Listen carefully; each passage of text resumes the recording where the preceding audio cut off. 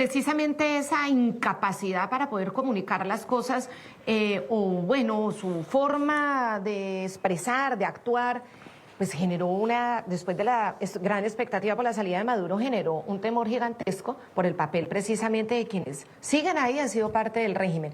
Estos pasos son clave pensar para no perder la esperanza en que se van a cumplir, tienen que ser urgentes, como usted lo dice, el tema de lo más elemental de los prisioneros políticos es brutal, de las torturas, eso toca que todo el mundo recupere su libertad. Ayer mismo hablábamos con familiares que llevan de presos políticos de más de 20 años, toda la vida perdida ahí en unas mazmorras incomunicados de una manera muy infame, y de esos que sí salieron y que denuncian lo que les pasó. Usted se refería a unos que están en España. Yo conozco a uno muy bien, que es Loren Saleh, de que era muy joven y lo entrevistaba y visitaba a Oscar Arias, Premio Nobel de Paz.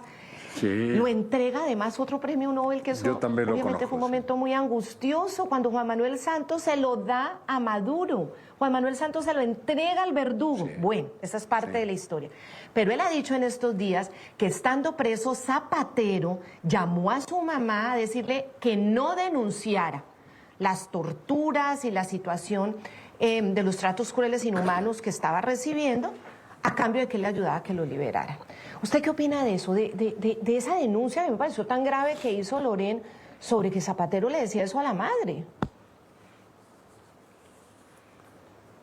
Bueno, yo creo que hay muchos que dicen eso.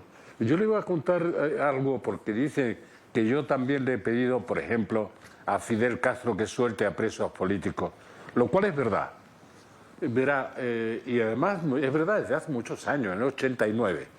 Y le voy a contar, como diría García Márquez, una anécdota que nos lleve a la categoría. Yo estaba reunido con Fidel en una visita oficial del 89, y cuando en un momento de la reunión me dijo: ¿cuándo me vas a hablar de los presos? Porque estaba Javier Solana en La Habana discutiendo sobre presos. Digo, no,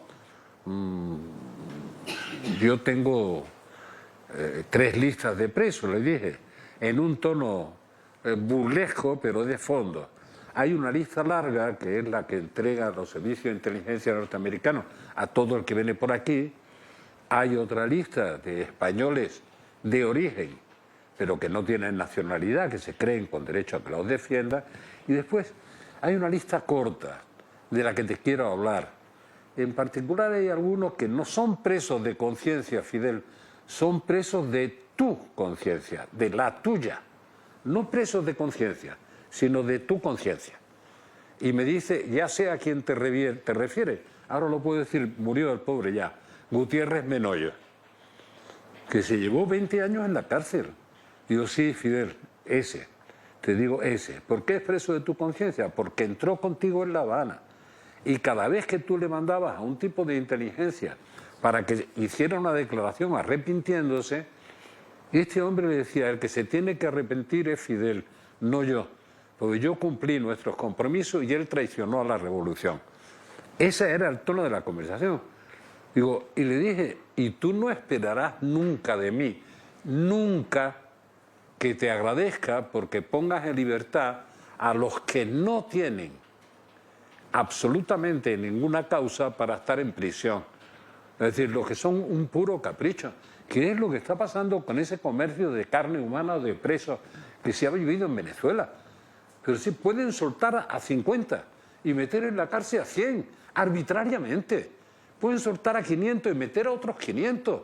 Pues un comercio de carne humana, y quien sea capaz de jugar ese juego pierde la dignidad humana, sea el que sea.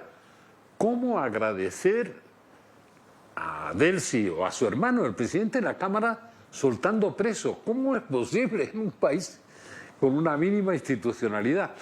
¿Cómo es posible que la gente diga muchas gracias por soltarlo, pero gracias por soltar al que no tenía que estar en la cárcel? ¿Por qué? ¿Cuál es la razón para dar las gracias? Porque pongan en libertad a quien no hay ningún fundamento para tener encerrado en la cárcel. Bueno, Venezuela, cuando yo hablo de amnistía, además no crea que es de presos políticos, ¿eh? Hay un montón de inhabilitados, un montón de gente extorsionada, un montón de gente desaparecida, hay un montón de gente que han perdido la libertad, algunos que agotaron su capacidad de lucha. y que han sido capaces de dar un paso al lado porque no podrían resistir más. Que conozco muchísimos casos, en mi cabeza está llena de esos casos que todavía me duelen, de gente con las que me he relacionado y que han sido amigos. Por tanto, sé que el proceso es complejo. Por eso, para aclararlo, es decir, amnistía, con las excepciones que he dicho, para que haya un reencuentro entre los venezolanos, para el que se sienta chavista, tiene tantos derechos como el que se sienta de cualquier otro, de voluntad popular o lo que sea, que se sienta con la libertad de votar a quien le dé la gana. Por tanto, que se sienta libre. Segundo, que no haya colectivos, es decir, fuerzas irregulares. Ya sé que primero lo que hay son fuerzas regulares, y la he vivido en España. Y la policía es la policía que hay, no es otra policía. Pero las fuerzas irregulares son las que controla Maduro, las que siembran el terror en las calles. Si eso no puede hacerlo el gobierno de Estados Unidos, Trump o Marco Rubio, que no pretendan que la gente confíe en que esto va a ir a mejor, porque lo que va a hacer es perder la ilusión que ha tenido en unos días y la confianza. Por tanto, repito, son 3 pasitos muy pequeños.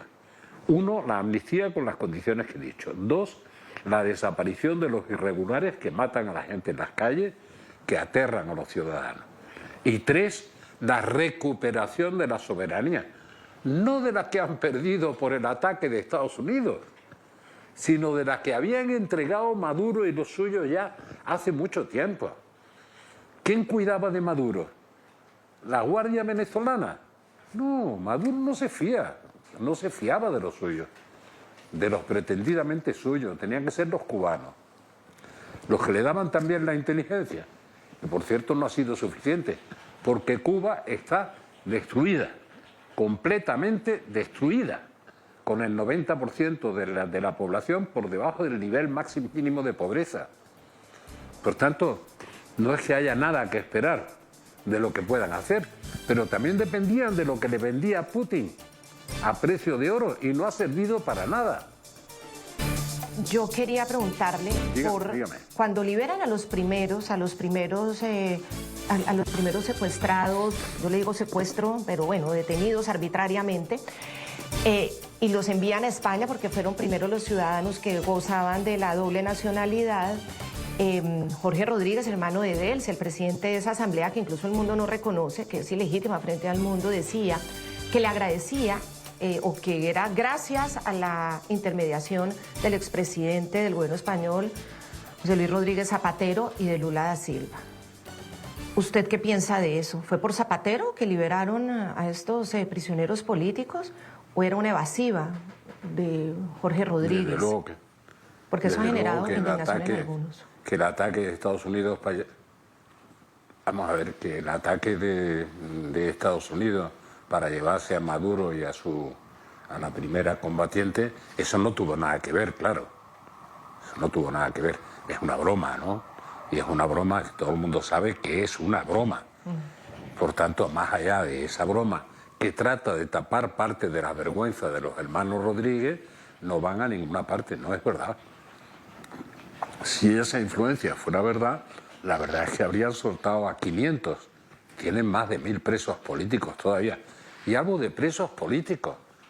Es que hay decenas de miles de personas con procedimientos judiciales. Les pongo el caso más relevante por chocante. Mire, Edmundo González Urrutia, si vuelve a Venezuela mañana, tendría derecho a volver, ¿verdad? No es que no lo proclamen como presidente electo de Venezuela, es que lo pueden meter en la cárcel en ese momento.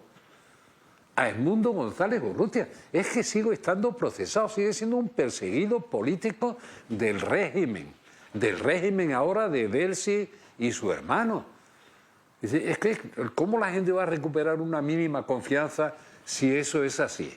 Y me refiero a la gente, a los venezolanos en general. ¿Cómo se reencuentran? Por eso revivo la transición española y digo, bueno, si estos tienen que pasar por un proceso de amnistía que excluya lo que digo, y los que se han quedado con dinero también tienen derecho a la amnistía siempre que lo devuelvan. Lo que no puede ser es que se enriquezcan, los llaman por todos los países, incluso por el mío, la boliburguesía. Los que presumen del dinero aquí por las calles. Aquí vemos algunos, aquí tenemos incluso de exiliado político al fundador del Servicio Bolivariano de Inteligencia, el creador del SEBIN, el creador de la tumba y del helicoide, con gente que conozco, y conozco a no más de uno, torturado en esos calabozos. También está por aquí. Digamos que parece que son con intermediarios que no sé a quién sirven, pero que desde luego lo que digo es, el planteamiento tiene que ser claro, no es inmediato, tiene unos pasos que dar para llegar a un proceso que yo desearía que fuera de elecciones libres, en la que participara todo el mundo, con un censo que fuera de verdad, con una legalidad y un sistema de control de las elecciones que fueran verdad, para que esto desemboque en el plazo que sea, de 1 año y medio o de 2 años, en unas elecciones libres, que los venezolanos decidan cuál puede ser su futuro y que el que vive fuera vuelva. ¿Cómo es posible que más de 1/3 de la población se haya ido del país? ¿Por razones económicas o por razones de persecución política? Esto no hay más remedio que corregirlo, y corregirlo ahora. ¿O es que hace falta reconstruir la capacidad petrolera para corregir eso? No le puede dar ni siquiera la impresión, porque en el fondo tampoco tiene tanto de verdad, la impresión de que la intervención es solo para quedarse con el petróleo y con los minerales y con la riqueza de Venezuela. Es que las compañías americanas y otras, las americanas que fueron expropiadas por Chávez, no recibieron indemnizaciones. Por tanto, tienen deudas contraídas con esas compañías. Es mucho más serio plantearlo así que plantearlo como lo está planteando Trump. Pero que se equivoque Trump no me extraña. Pues no hay más que verlo todos los días, ¿no? Y lo que hace y lo que dice, ¿no? Ahora, dice que va a intervenir en Irán, que intervenga, pero va a intervenir poniendo soldados en Irán, no. No va a intervenir poniendo soldados. ¿Es un horror lo que está ocurriendo? Sí. Dice, no, he arreglado ya 8 guerras, 8 conflictos. Será en su torturada cabeza, pero no en la realidad, que no ha arreglado ninguno de esos conflictos. Y ahora, lo que vaya a pasar con Groenlandia, que ni siquiera lo quiero pensar. Pero en fin, por eso me refiero más a la gente que tiene una cabeza con capacidad de pensar y de proyectar los pasos necesarios para no perder la voluntad de los pueblos. Hacerlo con ese estilo, con esa arrogancia y con esa incapacidad de explicar las cosas, no se presta a conciliar la amistad de los ciudadanos.